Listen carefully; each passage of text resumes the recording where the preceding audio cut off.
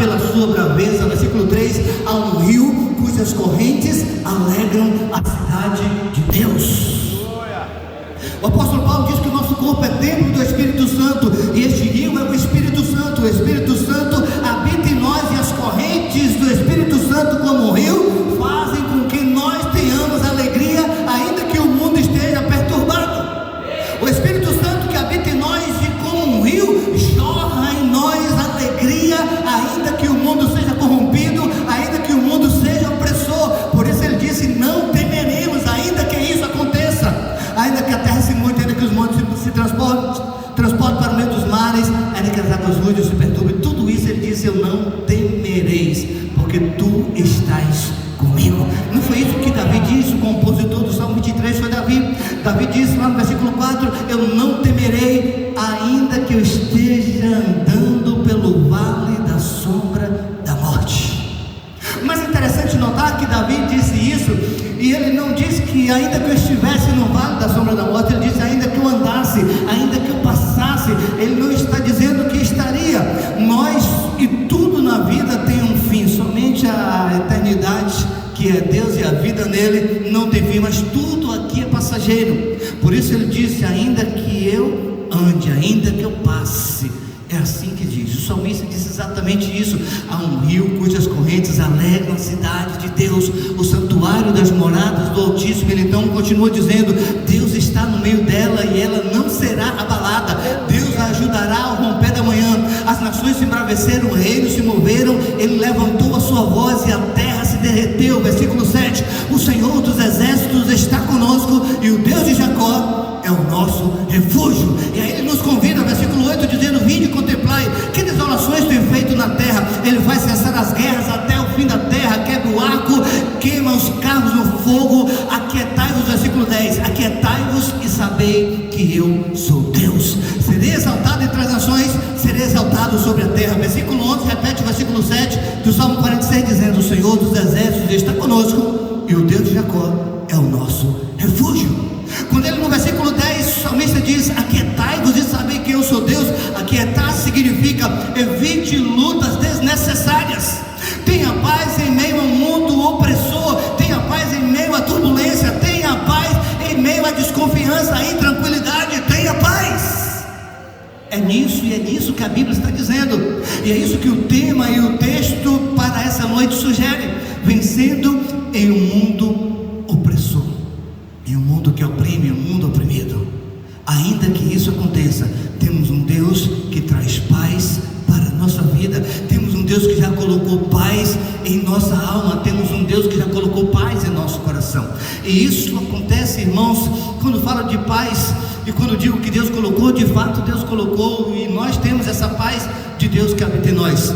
Mas ainda que tenhamos essa paz, ainda que sejamos homens e mulheres completamente espirituais, ainda que sejamos homens e mulheres fortalecidos no que diz respeito à vida espiritual, nós somos tendentes às mesmas tentações e provações que todos, absolutamente todos passam, absolutamente todos. Por isso o versículo de João 16:33 diz: no mundo tereis aflições. Independente da posição socioeconômica, independente da posição política, todos nós passaremos por momentos de aflições. O que vai determinar se nós sairemos dessa tempestade vencedor ou não, é como nós agiremos nessa tempestade. E aí poderíamos citar alguns nomes, por exemplo, poderíamos citar o nome de Jó, capítulo 1, versículo 1 e 2. A Bíblia diz que o Senhor, falando de Jó, diz que Jó era um homem justo, um homem íntegro, um homem fiel e que se desviava do mal. Mesmo sendo esse homem justo, um homem do qual o Senhor fez referência, inclusive o profeta Ezequiel, Deus faz referência de Jó, dentre três, falando de Daniel, Noé, ele cita o nome de Jó. Jó era um homem realmente muito íntegro. Mesmo sendo íntegro, mesmo se desviando do mal, mesmo tendo comunhão com Deus, de maneira que quando seus filhos faziam festas, ele iria toda a noite sacrificar a Deus pelos seus filhos. E eram 10 filhos, eram 10 sacrifícios, eram orações pedindo a Deus que perdoasse o pecado dos seus filhos. Este homem, mesmo sendo este homem, digamos que nos nossos dias diríamos impecável, ele passou por perseguição. Ninguém como Jó, pelo menos nunca li na Bíblia, nunca vi outra pessoa que sofresse tanto quanto Jó sofreu em um só dia perder 10 filhos. Eu desconheço uma pessoa.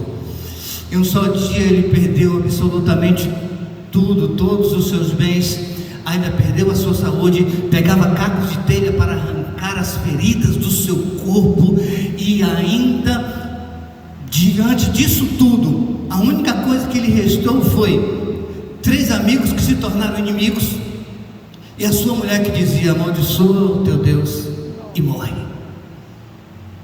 Contudo, o capítulo 3 diz que Jó, ele se prostrou e adorou, dizendo: nu eu vim do ventre da minha mãe, e nu eu vou voltar para lá. Tudo que eu tinha era de Deus, Ele me deu, Ele tomou. Bendito seja o nome do Senhor.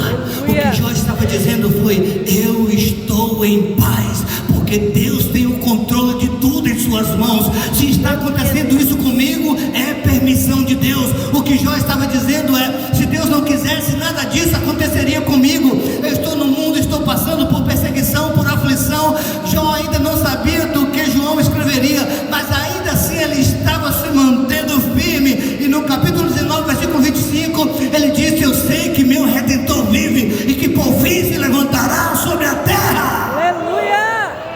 Foi isso que Jó estava dizendo. Em um mundo corrompido, em um mundo opressor, onde todos estavam oprimindo a vida de Jó, ele se levanta e diz: todavia eu adorarei, eu louvarei. Aquilo mesmo que Abacuque disse na sua oração lá no capítulo 3. Abacuque estava orando no capítulo 3, e no versículo 17 ele disse: ainda que a figueira não floresça, ainda que a oliveira minta, ainda que não haja boi nos currais, ainda que não haja ovelha na malhada, todavia, versículo 18, todavia eu me alegrarei no Senhor e exultarei no Deus da minha salvação. Versículo 19, a parte A: porque o Senhor me fará andar sobre as alturas. Abacuque estava dizendo: se eu tiver comida em casa ou não, eu vou estar alegre.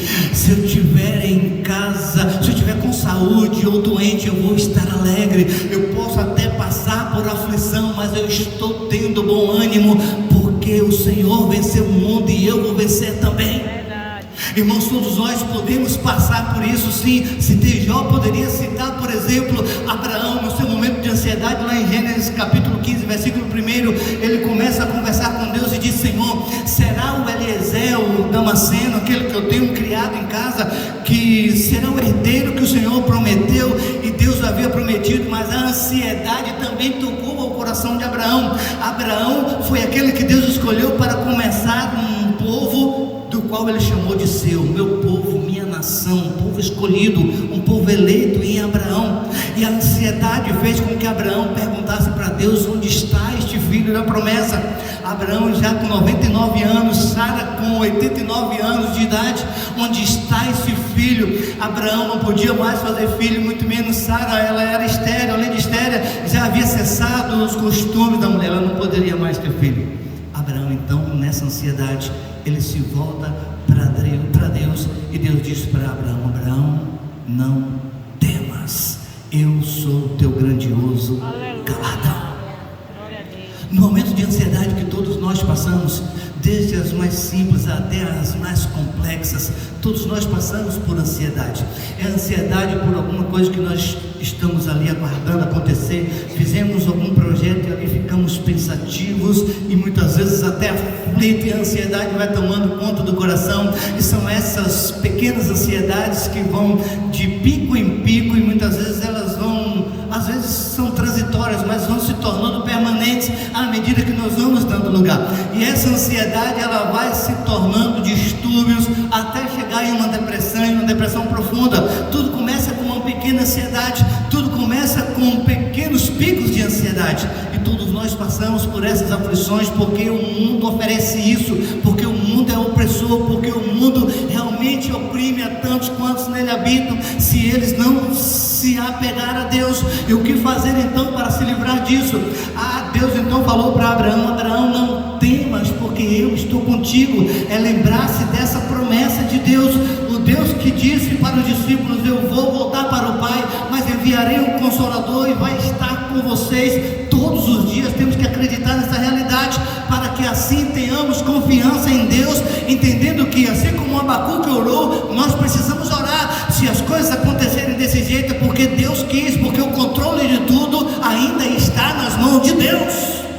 Absolutamente tudo, Deus tem o controle de todas as coisas, e tudo acontece. Estamos aqui hoje, agora, permissão de Deus. Estamos aqui porque Deus quis que estivéssemos, e é por isso que nós precisamos acreditar nisso e confiar nisso. Fazendo assim, nós teremos paz. Isaías disse isso lá no capítulo 26.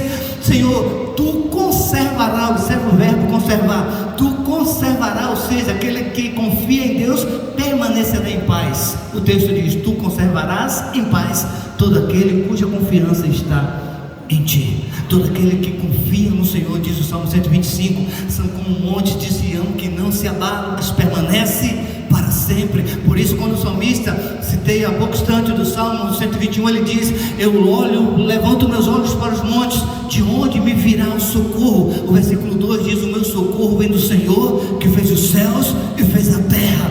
Aquele que fez os céus e fez a terra também nos fez. Aquele que criou todas as coisas também nos criou. Aquele que criou tem também o poder para sustentar todas as coisas. E o Deus que tem poder para sustentar todas as coisas diz para nós: no mundo vocês passarão por perseguições, mas tenham bom ânimo, tenham paz, porque eu estou no controle de tudo, absolutamente tudo.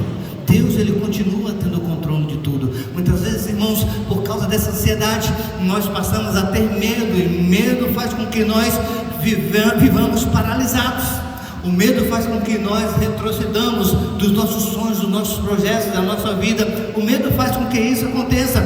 O medo fez com que Abraão pensasse que o Eliezer seria o seu herdeiro. O medo fez com que Josué, pelo menos parece-nos, está prostrado, porque por 3 vezes no capítulo 1 o Senhor falou para Josué: levanta-te. Por 3 vezes no mesmo capítulo, Josué sabia da missão terrível que ele tinha, que era assumir o lugar de Moisés, aquele homem que foi usado por Deus para libertar o povo de Israel. E mesmo tendo feito isso, trilhando pelo deserto com aquele povo, o povo murmurava, o povo reclamava, e Josué sabia muito bem do que ele iria passar estando no lugar de Moisés. E por 3 vezes o Senhor falou para ele: levanta-te, Josué. O medo faz com que nós fiquemos paralisados. E quantas vezes o mundo tenta nos oprimir, trazendo medo ao nosso coração, trazendo insegurança ao nosso coração, e Deus nos traz a sua palavra dizendo: tenham bom ânimo, eu venci o mundo. Me lembro que Jeremias, em suas lamentações, a palavra lamentação do latim significa canto fúnebre. Jeremias, ele cantou uma das suas lamentações no capítulo 3, versículo acho que 24 me parece. Ele disse: a minha porção é o Senhor, diz a minha alma, esperarei nele.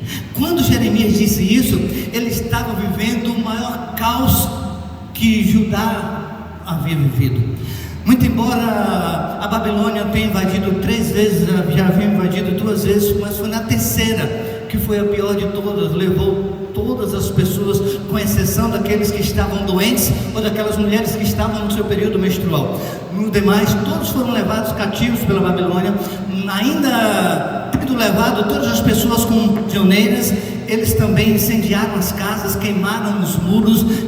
Foi um completo terror, um completo desastre, e Jeremias estava vivendo exatamente nesse contexto social, cultural, econômico. Jeremias estava vivendo exatamente nesse contexto. Quando olhava para um lado, não existia absolutamente ninguém para ajudar ele, porque os homens estavam doentes, as mulheres eram tidas como imundas quando estavam no seu período menstrual. Jeremias olhava para um lado, pedras queimadas, muros já não mais existiam, não existia proteção. Olhava para as casas completamente destruídas. O que Jeremias estava pensando, o que passava pela cabeça de Jeremias?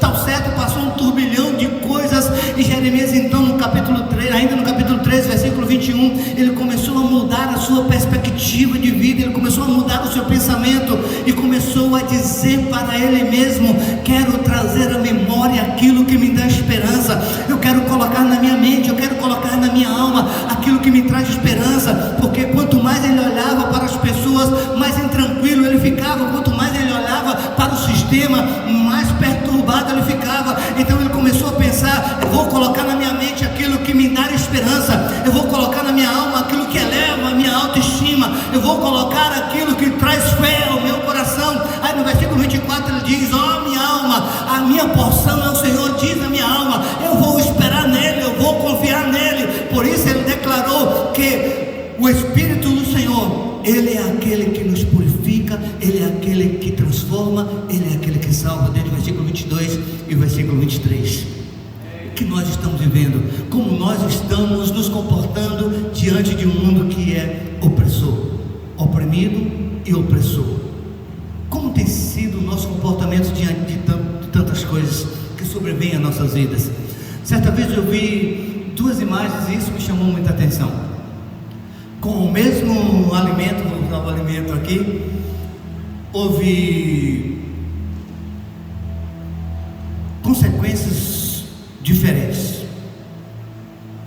Pense bem, se nós partirmos um ovo, quebrarmos a casquinha dele, vai cair a gema e a clara completamente líquida, meio pastosa, mais ou menos assim. Se nós colocarmos o ovo no fogo e deixarmos na água cozinhando por 10, 12, 15 minutos, se nós partirmos a casca, aquele ovo vai estar completamente enrijecido. A batatinha, nós colocamos ela dura, enrijecida dentro da água, colocamos para ferver durante alguns minutos. Nós pegamos aquela batatinha, aquela batata, aquela abóbora, e ela está completamente amolecida, flexível. A mesma água que enfraquece um, endurece o outro. O mesmo problema que torna um mais frágil, torna o outro mais forte.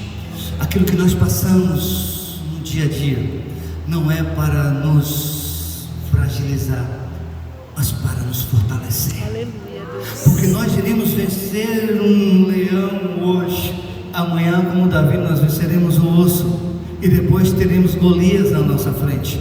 E depois de Golias, Davi continuou lutando e guerreando contra exércitos, não parou por ali a luta de Davi. Hoje nós vencemos, amanhã temos outro problema para vencer, mas aí nos lembraremos da fé que nós tivemos e vencemos aquele problema. Nos lembraremos dele. Jeremias 3:21, Lamentações, perdão. Vou trazer à minha memória aquilo que me dá esperança. O que me dá esperança é saber que eu venci aquele problema. Então vou vencer hoje também. Amanhã vai ter um problema maior. Vou vencer disso. Davi, quando estava conversando com Saul, ele lembrou-se dessas coisas e disse para Saul: eu estava pastoreando as poucas ovelhas do meu pai, e quando veio um leão para tragar, eu venci o leão. Depois eu disse: eu venci o osso, e disse: eu vou vencer também este gigante. Quando nós enfrentamos as aflições que o mundo trazem para nós, como nós nos comportamos? Da maneira que nós nos comportamos é que iremos sair como uma batatinha pronta para ser amassada, ou como um ovo enrijecido, completamente fortalecido, passando pela mesma água fervente. Como você vai passar pelo problema que tem assolado, e não é profecia, é uma realidade, vai assolar a sua vida, porque no mundo nós teremos aflições. Tem uma frase parece que o nome dele é Breno Francis, mais ou menos assim, Breno Francis. Tem uma frase dele que eu acho bem interessante. Ele diz que muitos dos nossos medos são como uma folha de papel, basta um passo de coragem para que esse papel se rasgue, para que esse medo suma, para que esse temor desapareça. Às vezes está faltando exatamente um pouquinho de coragem, um passo de coragem, um passo de fé.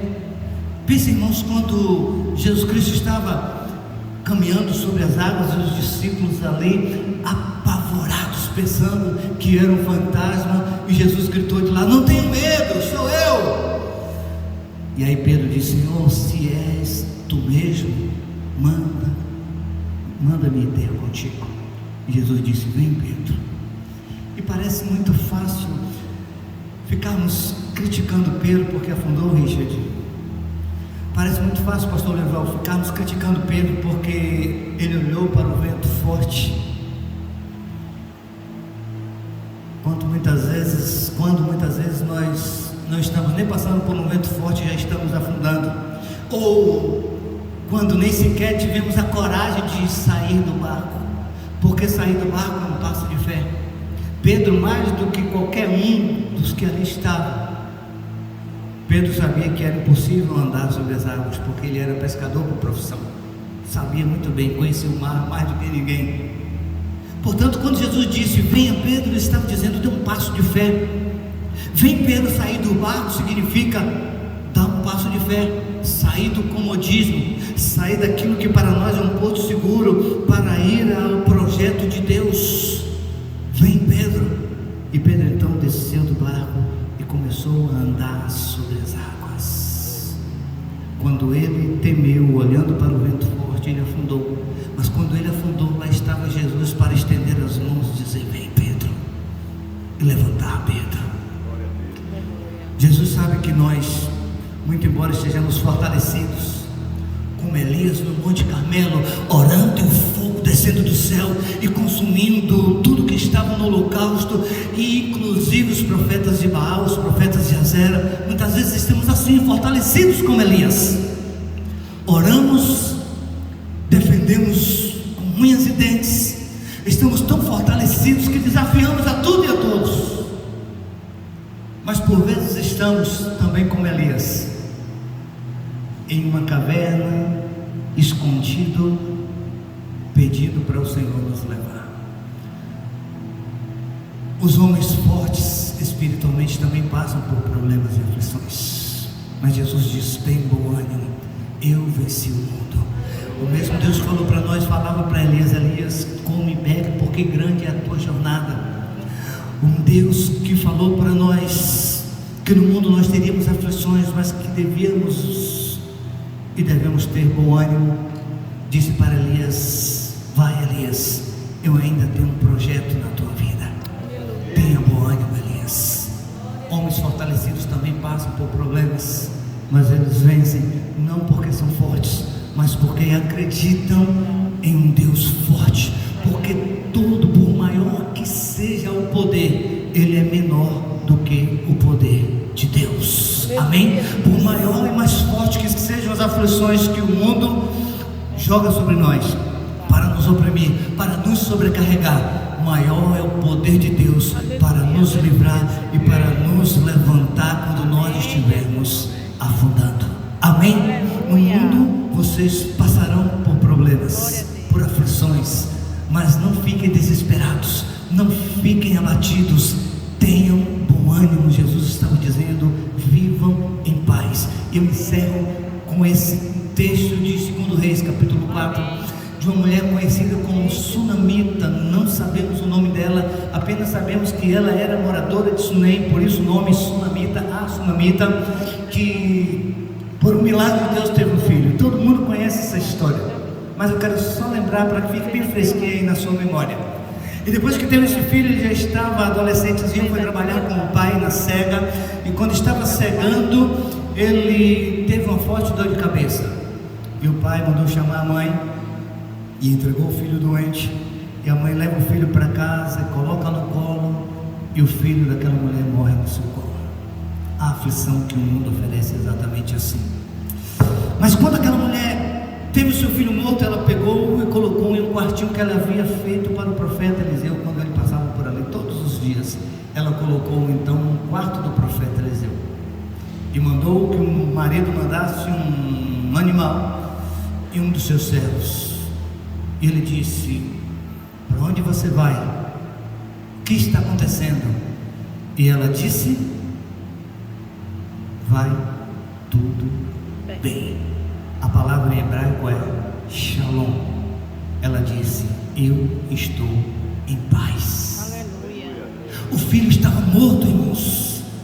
Não estava apenas doente, como estava a filha de Jairo. E Jairo saiu desesperado atrás de Jesus, deixando toda a sua crença, deixando toda a sua posição social social que era elevadíssima, porque ele era príncipe da sinagoga. Ele deixou tudo para se prostrar aos pés de Jesus em busca de cura para uma menina que estava doente. Não, a filha dessa mulher já estava morta. E quando o marido dela disse o que está acontecendo, ela disse: eu estou em paz. Então ela segue rumo à casa do profeta. E quando ela está no meio do caminho, o profeta manda Geazi, o seu servo, e aquela mulher, e perguntar: vai tudo bem contigo? Vai tudo bem com teu filho? Vai tudo bem com teu marido? E assim Geazi faz. Quando pergunta: vai tudo bem? Ela disse: vai tudo bem, tudo bem. Ela disse: Shalom, eu estou em paz. Quando disse: vai tudo bem com o teu marido? Ela disse: Shalom, estou em paz. Vai tudo bem com o teu filho? O filho estava morto. Ela disse: eu estou em paz. Ela então sai dali e se prostra aos pés do profeta, dizendo a mesma coisa.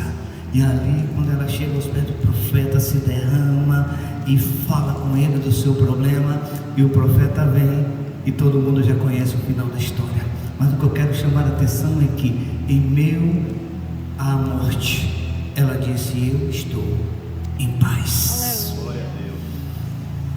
Estamos em paz quando muitas vezes uma doença nos assola, quando muitas vezes um emprego que se perde, um namoro que se larga, um problema que acontece na casa, na família, no trabalho, inclusive dentro da igreja, e aquilo parece que rouba-nos a paz. Aprendamos com essa sunamita: em meio às aflições do mundo, o que Jesus nos ensinou é: tenha paz, porque a paz que Ele nos dá, vou repetir os João 14, 27, não é a paz que o mundo dá, que é passageira, que é momentânea, mas é uma paz eterna. Ele disse: eu vos deixo a paz, vos dou a minha paz, e não vos a dou como o mundo a dá. Jesus nos convida hoje, agora, a viver esta paz que é permanente. Ainda que o mundo esteja virando de cabeça para baixo, façamos como o salmista do Salmo 46: há um rio cujas correntes alegram a cidade de Deus. Aquietai-vos e sabeis que eu sou Deus. Amém? Coloque-se de pé, por gentileza. Coloque a mão no seu coração. Cadê o ministério do louvor aqui, por gentileza? Venham para cá. Coloque a mão no seu coração.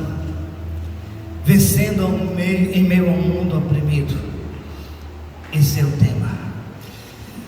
E o texto divisa base diz que nós teríamos aflições e teremos aflições no mundo, mas que devemos ter bom ânimo, porque o Senhor venceu o mundo. Feche seus olhos para que nada nem ninguém tire sua atenção. Não é nenhum ritual, é só para que ninguém tire sua atenção. Coloque a mão no seu coração.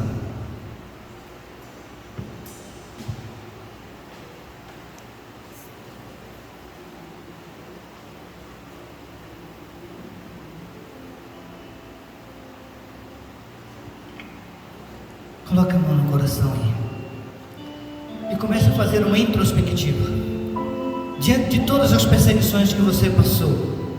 Como você saiu dela? Fragilizado ou fortalecido?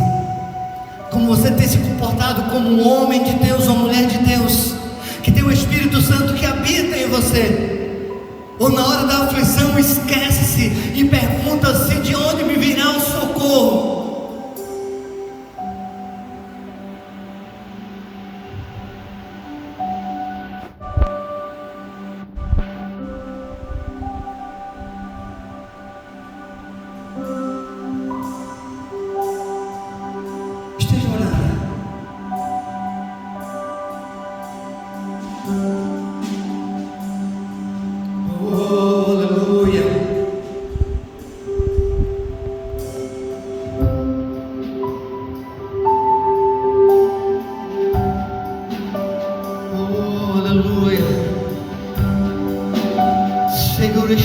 Seguro estou.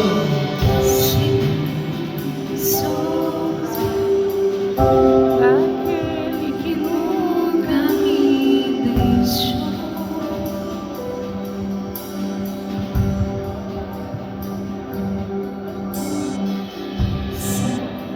Perfeito, sempre esteve repousado em mim.